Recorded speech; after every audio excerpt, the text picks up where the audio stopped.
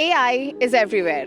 It's changing how we learn, work, and create. But the real question is, who gets to be a part of that change? That's where women led AI communities come in. Spaces like Women Applying AI make the field more accessible And bring more voices into the future of this technology. to understand how this work actually happens. We reached out to the co-founders of Women Applying AI To learn from their experiences, their journey, and their vision.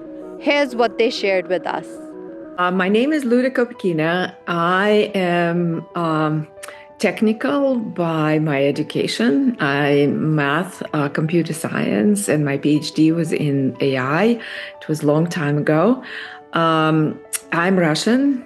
I came into US in the early 80s, and I was very technical for the first part of my career in compilers, operating systems, very deeply software.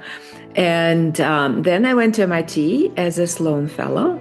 That is a special group of mid-level executives that compress MBA into 1 year versus 2. So then I graduated and got into senior ranks at GE and ran businesses and functions. When I left, I turned around a public company as a CEO, wrote a book on CEO decision making. It's called The Right Decision Every Time. Then I built a couple of startups. One sold successfully. So I am a proud Northeastern graduate, lifelong resident of the Boston area. I've really spent my career in marketing and marketing mostly of technology-related product over certainly the last 25 years of my career. And, being a chief marketing officer at a variety of companies. I'm now currently a fractional CMO, so that means that I work with a variety of different companies at less than a full-time capacity. And I'm mostly working with AI native and AI forward companies, specifically in HR technology, human resources technology. It's a rich area. In addition to that, I love that practitioner role, but I also have developed an AI upskilling and training business that I call Marketing AI Jumpstart, where I work with B2B marketing teams to help them adopt AI into their workflows and bring all of the team members up to a level of AI proficiency so that the team can really thrive together. How did the idea for Women Applying AI came about? So how did it transpire? So I currently participate in daily or anchoring or analyst at daily AI news with a company called GAI Insights. And that's a market research, Gen AI specifically market research, aspiring to be Gartner of Gen AI, right? Market research and Gen AI. So we did a conference, I think 2 years ago.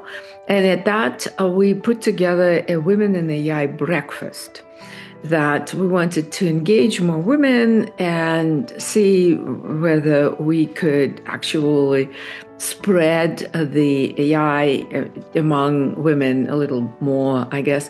The breakfast was absolutely greatly received, and there was a lot of requests. There were hundreds plus, 150 maybe, women attending, and there were lots of requests for connectivity afterwards, and nobody really responded. So everybody was looking at me to pick up the flag, and I was supposed to be smelling roses and doing nothing. Pam and I and a couple of others decided that maybe we should test the waters and send a survey. So I sent a survey on my LinkedIn. Essentially, I'm trying to understand, is there an opportunity, is there a need, and what that need might be. And it was a very short survey in which, after posting 2 hours after, 1,700 women actually looked at the post. 300 responded.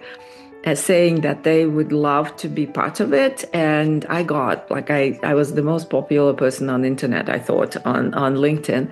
So I got a lot of notes from all these women I touched over the years saying, I'd love to come and do it. So about 100 said, we will volunteer to do it. So there was totally a need there. What gap did you and the founding team see that inspired the creation of the community? There are plenty of organizations starting for women to think about AI. The issue is, I feel that we are 50% of the population of the world. And this is a technology that's disrupting everything. But we are inherently in it. So if we don't stand up and get counted, right? If we don't apply it, and that's where the war will be fought. So if we don't apply it as broadly, it wouldn't happen for women. So, and in general, for US and for society. So I feel strongly that it's incumbent on us, women, to actually take that and build AI to our liking. We are, we're part of half of the world for a reason. We bring resilience, we bring connectivity, we bring connection. There's things that women bring, right, to relationships and the like. That's what we need to bring to AI. The three core principles of the organization are hands-on, experiential, connections, and networking forming. So every event, every program we run, we focus on connectivity and hands-on. So you learn something and you find friends. And it's very important for women to learn in a cohort when it's friendly, it's supportive. And we're here now, I found my people. I really feel that this is great. I can say things, I can relate. It's way better learning environment. What motivated you to co-found Women Applying AI, and how has it shaped your view of who gets to participate in the AI economy? Everybody is going to have to participate. AI is changing every industry, every job role. And this is such a massive transformation, arguably as big or bigger than the internet revolution and the industrial revolution. I know that may sound hyperbolic, but I really believe it's that big. So as a result, we need all the brains in the game, right? Women are half of the population. We can't leave women on the sidelines. 79% of working women today are in roles highly likely to be disrupted by generative AI. Now for men, that's 58%. So big numbers for both genders, but a 21 percentage point difference is statistically massive. So those kinds of things just encouraged me to get involved in this movement. I've seen the power of AI. I've seen the power of it to help marketers to future-proof their careers. And I think we can bring that to all women, regardless of their age or stage or any part of their AI journey. I always encourage people to jump into the pool. The water is warm. You have to get familiar with these tools. And that's some of what we're trying to bring to Women Applying AI. Could you talk about how do you design these workshops? What's the intent behind these workshops? And why are we doing workshops? AI is a contact sport. You could be, one thing you could ask ChatGPT a question and get an answer and be fascinating how quickly and how interestingly it responds, right? It's one thing, but use it as a tool, use it for your productivity, use it every time you have a question as a sounding board.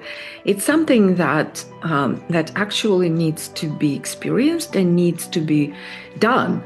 So if you don't do it, or you don't know where to begin, you're stuck.